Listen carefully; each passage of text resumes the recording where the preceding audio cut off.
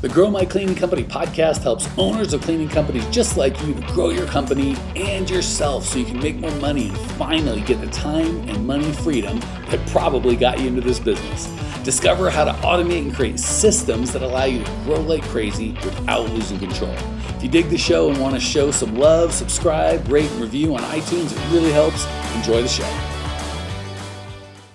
Hey, Cleaning Nation, Mike Campion here with one of you guys' favorite people, Lindsay Bjorklund, or Bjorklund if you don't want to be a ridiculous human being saying that.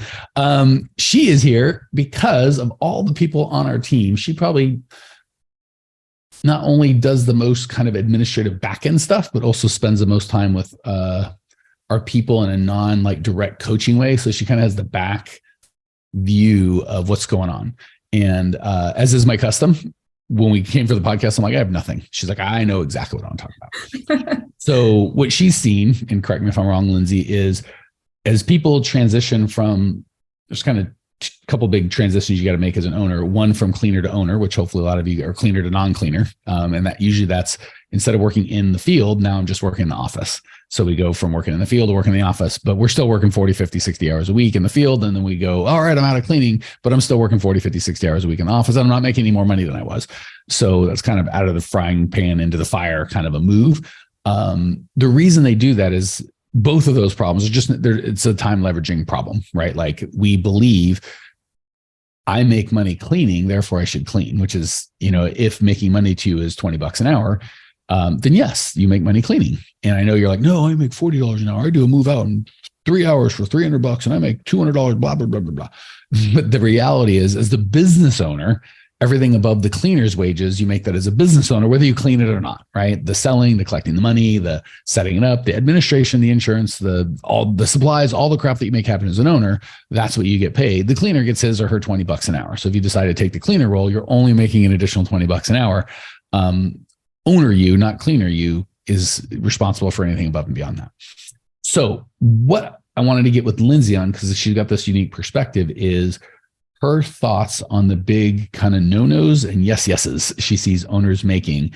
No-nos would be they keeps them stuck either in the office or cleaning. And again, from an experience standpoint, depending on how you feel about office work or cleaning, one's better than the other, I guess. But from a making money, they're both, I got to do payroll, whether I got to clean to get paid, or I got to do payroll to get paid, or I got to do all this paperwork to get paid. It's still, you got to do something to get paid. Whereas a business is, I've created a set of systems that make sure I make money, whether I do any work or not. So let's start with the no-nos. What are the big things, Lindsay, you see owners doing that keep them stuck, whether it's in the field cleaning toilets or in the office cleaning up poop? Not literal, but metaphysical. The biggest no-no I noticed right away, excuse me, it's more of a mindset where you think, oh, I'm the only one that can do so-and-so perfectly. Like you think you're the only person that can clean a certain way or run payroll a certain way. And I guarantee scheduling's another one. I'm the only one that knows my delicate flower of a schedule and who can do what. Yeah. So that's my biggest number one no-no that I see across the board. So once you kind of ease someone out of that mindset of I'm the only one that can do it, and so they see a possibility that, well, maybe someone else can do this for me. Maybe I can learn to trust someone else to do this for me. I think that's like the biggest no-no, is thinking you're the only person that can do it, or else you're never going to get out of cleaning. You're never going to get out of the office if you have that kind of mentality. So let's camp here for a bit, because I think, well, give me the others, but we're probably going to spend, I don't want to cut it, but I'm guessing we're spending 80% of our time there, because that's the biggest one. You nailed it right on the head. Did you have others, or is that the one? Well, that's the biggest one. And number two, that's kind of related to that I hinted at, is I could never trust someone. Like trust is such a big issue with owners, is like, hey, Lindsay, I hear this all the time. Hey, Lindsay, I want to hire a VA, but I'm scared, or I don't trust them to answer the phone properly, answer an email properly. I'm just scared. That's another thing. So and you're so right, Lindsay. It's another way to say I have to do everything myself. Yeah, so exactly. And I've done that. So by the way, no judgment, guys, gals. This is me going, been there, done that. I'm here to help, not because I'm smarter than you guys, because I've probably banged my head longer than you had to. And I'm like, maybe I can help you make different mistakes than I made. Better mistakes, easier mistakes that won't devastate you. So You're so spot on, Lindsay. It all comes back to, and we make up 1,000 stories, but they all come back to, I have to put on my Superman cape or my Superwoman cape. And it could be, I had a friend that told me you can never hire employees because they'll screw you and blah, blah, blah, blah, blah. But really the root of it, you nailed it. It's that belief of I am the only one. Like my cleaning's different. And it's frustrating because clients will tell you, oh, you're special and you clean better than anybody else. And we get this kooky thing. It's like, great. Do you want to scale a business? No. So what does that matter? Right? Or like, I've got a waiting list. Great. Are you cleaning toilets? Yeah. Did you get in this job to clean toilets? No. So what good is it? Or my clients love me. We have all this, we tell ourselves all these other stories to like soothe ourselves, but they really don't matter. At the end of the day, if you're not living the life that you want, it's because you believe you've got to do everything. And I know this because I coach people and they get protective. They'll start with, I work 60 hours a week. I'm miserable. I'm not making any money. I can't scale. I've been doing this for 5 years. I can't get to $1 million. Oh, and they're miserable. And then you're like, great, let's start to talk about it. And then you try and get them out of cleaning or out of doing payroll or out of doing their own scheduling or out of answering their own phone. Well, this client has got to do it because he's been with me since the beginning and he's got my cell phone. I've asked him to stop, and this like passive non-owner crap. And it all stems from when we first started. As an owner, or you wouldn't be an owner, you're like, I will put on my Superman cape or my Superwoman cape and I will fly out there, and any problem that comes up, call me. I'm the guy, because you are the guy. There's no one else, right? When I started this, it was just me. My bride helped me a bit and she's amazing. But at the end of the day, if there was a problem, you called me, which is fine if that's the life that I wanted. And that was the impact I wanted to have. But if I wanted to help more people, I needed more people. And if I want to have some sort of life and my wife to stay with me, I needed more people. So if I hire Lindsay under the auspice of, I'm the only one that knows how to do this, but you should try, and I'll pay you for me to watch you do it and fail, and then I'll do it anyway. Like, that's crazy talk. Like, if Lindsay's a good employee, she's like, no, thank you. I'm going to go somewhere I can actually do a job. So if you want to let me do a job, we can have that conversation. I will take your money. But not great employees are the ones that are like, yes, I would like you to pay me to watch me work and then fix the work that I did, because that makes sense for everybody. So yeah, just from a perspective from your thing, how would that feel? Have you been micromanaged, Lindsay, or by me or anyone else, where someone paid you to do a job and then kept doing the job? And then like, have you been in that situation? How does that feel from an employee standpoint? Such a good question. I haven't been in that situation at Grow My Cleaning Company, because you're definitely not a micromanager, Mike. Crossing my fingers going, maybe I've done this and this is when I find out. That would have been awkward, but yeah, truth time. No, but being micromanaged, I have been micromanaged several times, and it actually hinders the work. Like I feel like you do a crappier job as an employee when you have someone constantly over your shoulder, like making sure you're doing everything right. And it doesn't give you as an employee, as the worker, a chance to innovate and come up with your own ideas to do something that might be actually a step better, a step beyond what the owner might have come up with on their own. So just because you're new in the business, you might be able to try out something different as a cleaner, as an office worker, whatever, fill in the blank. You can't have that opportunity if someone's always over your neck. That's how I always felt, like, have to do it this way. There's no other way to do it. That just feels crummy to me. It's funny because we intuitively get it. None of us like clients where either us or our people are in a building, a house or an office building, and the client is like following you around. You're like, what are you doing, creeper? Like, it's super uncomfortable. And we don't like it. And if we're smart, we'll tell the client, like, hey, this isn't okay. Like, if you want us to do the job, let us do the job. And if you don't think we can do it, then fire us, but don't follow us around. And then we immediately follow our employees around doing the exact same thing, like creeping it out. So it's so funny, guys, because Lindsay's absolutely correct. People come to us, be like, tell me what to do to get out of cleaning. And there's a lot of information around that. Like, you've got to have a core value. You got to have a culture, core values-based culture. You've got to know who you are and what you have to offer. You've got to have a hiring funnel that is scalable and repeatable and dependable. There's all sorts of what to do's that we can help you with. But if at the end of the day, your belief is, I'm the only one that can fill in the blank, clean, do payroll, sell, any aspect of the job that takes a lot of time, I can give you all the systems and processes of the world. They're worthless, right? So yes, I would say 1000% the first thing that you would want to change, and that's why we have mindset coaches, fantastic mindset coaches, is your belief around, I'm the only one that can do that. And you've got to change your endorphin hit, whatever it is, the good feelings you get when you start putting out fires, right? Because the reason we do that is when we're just starting, it feels great, right? Lindsay calls me like, this customer's pissed. I'm like, do this, boom, solved. And then someone else calls and says they're quitting. Like, got it. I'm going to fill this position. I'll do that. Boom, solved. Someone else has got to, pissed off this and, 2 employees are fighting. I solved that. I'm just like solving problems. That feels great. Until I want to take a vacation or until I don't want to solve problems. And at some point you've got to give up that feeling. And I'll give you the biggest example and we'll move on to the yeses that we're looking for. So I can recall 2 or 3 specific times, I'm sure it's happened dozens, where people become a part of our program. And one of my favorite things is they'll get their first vacation with their family in years. Like a lot of times they'll have kids that have like never been on a plane, or they've been on a plane to go visit aunt, whatever, at a funeral that wasn't you know what I'm saying? Like it wasn't a real vacation.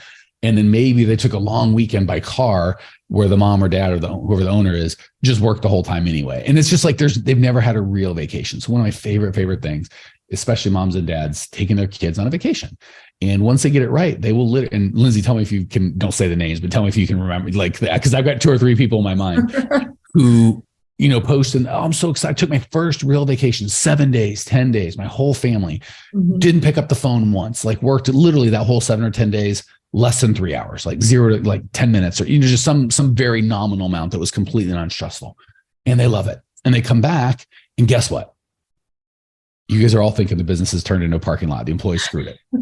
Nope. Everything is going great. Everything's just where they left it. And you're like, wow, that's got to be a life-changing thing. You know what they do? They go right back to work. Yeah. So not because people need them, not because I get it. If you come back and everything's a dumpster fire, like, okay, I got to put on my fireman stuff. Let's go. But it's not. Everything's working great. They don't go back because they're needed. They don't know what else to do. They're like, this is my life. So I can't emphasize enough. You nailed it so on the head, Lindsay. Certainly there's some skill. I'd say 30%, maybe 40. You got to know what to do and how to build. You got to do things differently than you did it before. No question.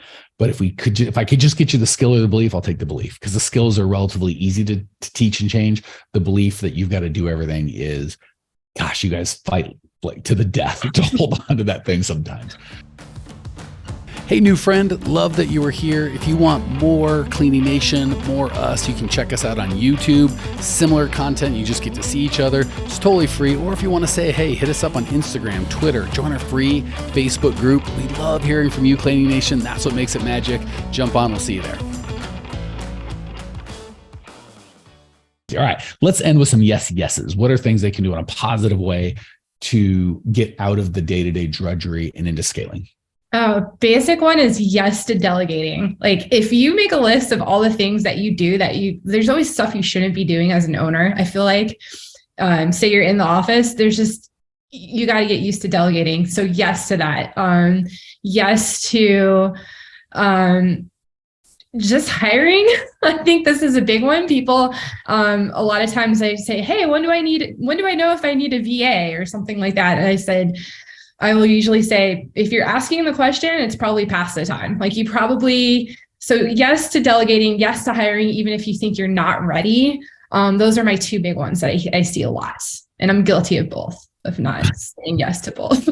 Yeah, I had to literally not yell at Lindsay, but lovingly, loudly encourage her to hire somebody because she's working too much. And she's like, I can do that. I'm like, yeah, just get the job done. Oh, okay.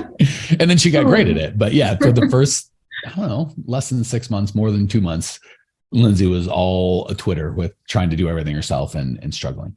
So the only thing I'm going to add to that, because again, you're spot on, Lindsay, is when you hire, get crystal clear on what you want them to do. You've got to have a job description, and that job description should be outcome-based, not task-based.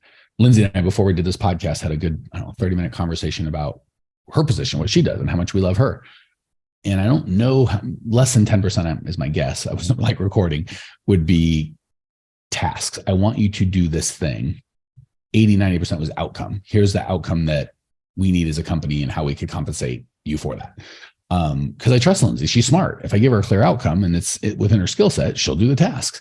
If I have to micromanage her for the task, she's probably not the right lady. I should find someone else that can figure that crap out on her own.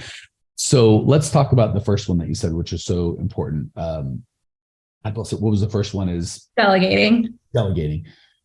Which is just the flip side of the coin of I have to do everything myself. Delegating is I can have someone else do it. And again, it's a beliefs thing. Not only do we want to believe, well, because the minimum, the baby step belief is, well, just math. You don't even have to have a belief. You can do math. This makes sense. Well, let's say I work 100 hours a week. Not that I'm recommending that, but I think we'd all agree you have to sleep or you'll die. So if you take out sleep and like peeing and God willing a shower and getting dressed and just the very basic, call it 100, maybe it's 107, maybe it's 92. I don't know. Call it 100 hours. That's it. You can't work anymore or you'll die. Or 140, whatever the total number is. Like I'm magic. I don't have to sleep. Like fine. I'm going to call it 100. Put in your number. At that point, that's it. And I'd argue, obviously, you're going to be way less effective at 100 than you would be at 50, because even if you could physically do it, the quality of work's going to be garbage. So you're going to be repeating and doing a bunch. But let's just say you're this magic Superman, Superwoman that can work 100 hours a week forever and not die. Good luck with that. If you want to get twice as many work, well, you can hire somebody, you can do 200. That's it. What if that guy's half as good as me? Okay, well, now at least you got 150. Not that they're going to work 100. So they won't work 100. They'll only work 40. Great. Now you at least have 120. But if you hire 10 of them, we can all agree the math says at some point you're going to have to, the only way you can leverage, you have to leverage other people's time because your time is finite. You can make more money and you can buy other people's time with your money, but you can never, that's it. You only have a finite amount of time. So that's just the very basic piece. Where you really need to get to is like Lindsay and I, hopefully she knows I am with clear as a bell. I don't have her doing this because I don't want to do it and because I have so much stuff to do and I couldn't afford to do her job because I don't have enough time. I do it because she does it with grace and with skill and it doesn't suck the life out of her. And I would do it not gracefully with not a tremendous amount of skill. And I could do it because I have to, but I wouldn't do it. It would suck the life out of me. And Lindsay's like, I don't mind this kind of work. This is what I'm made for. I do some enrollment calls. Lindsay would not flourish in that, but she would be miserable.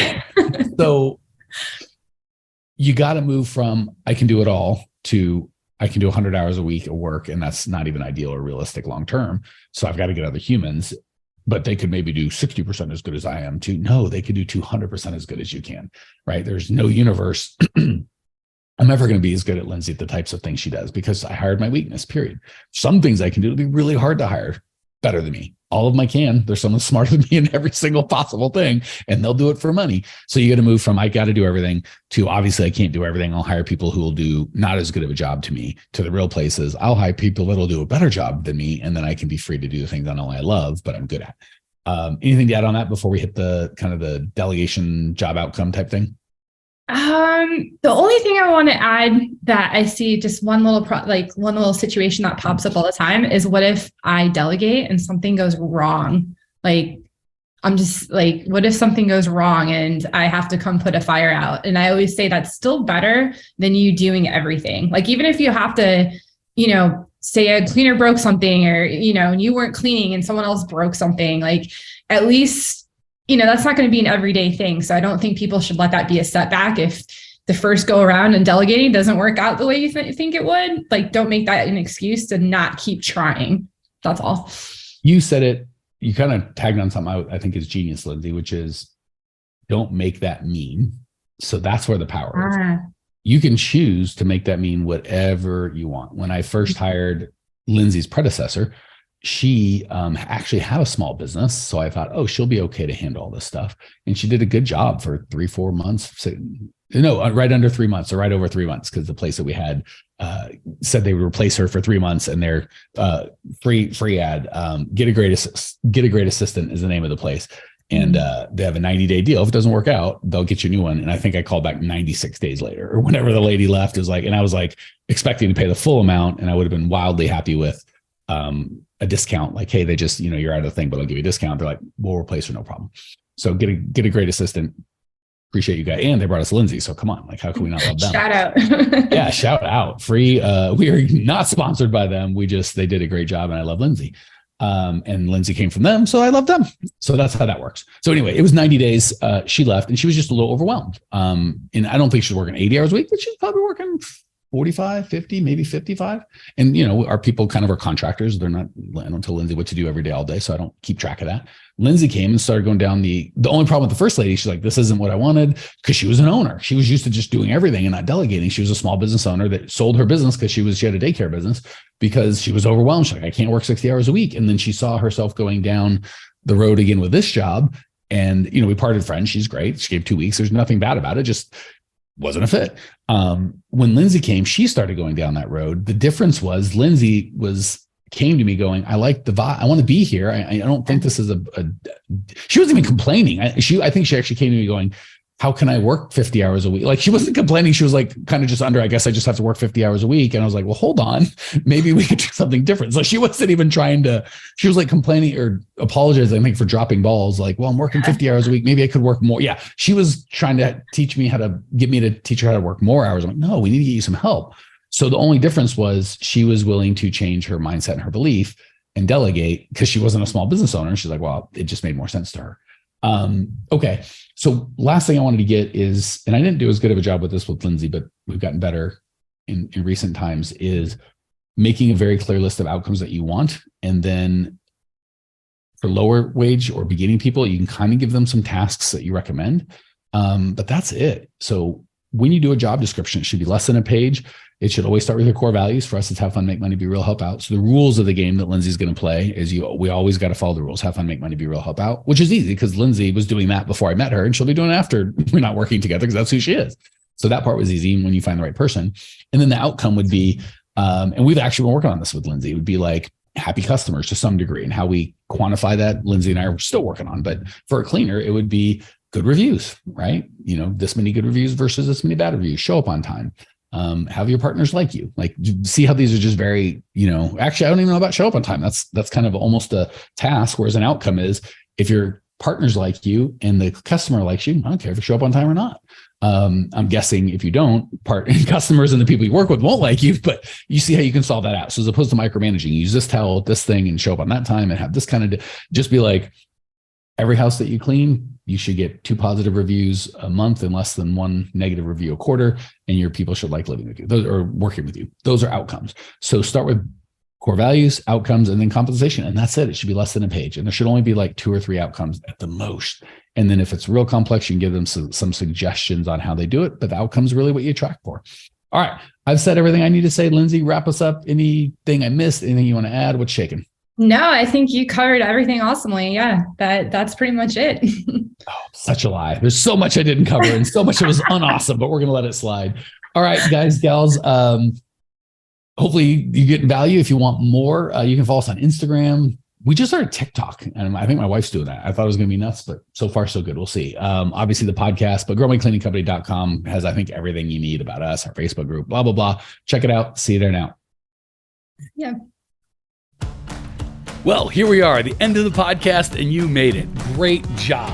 I've got a little bonus for you for sticking through with me. But like I mentioned before, if you got value out of this podcast and you want to show a little love, subscribe, rate, and review on iTunes, Spotify, wherever the heck you're listening to this thing. Share it with a friend. Share the love. And as a special thank you for those of you that stuck with me to the end, how about I give you my personal phone number so we can text? It's a great way for me to get to know you, your business, your goals personally. So shoot me a text now, 602-932-6431, 602-932-6431. I am the only one who responds to these texts, and I will personally respond to everyone I possibly can, as long as this number is manned. Don't know how long we're going to keep this at the end of the podcast, so grab it now, 602-932-6431. Give me a text, say hey, can't wait to meet you.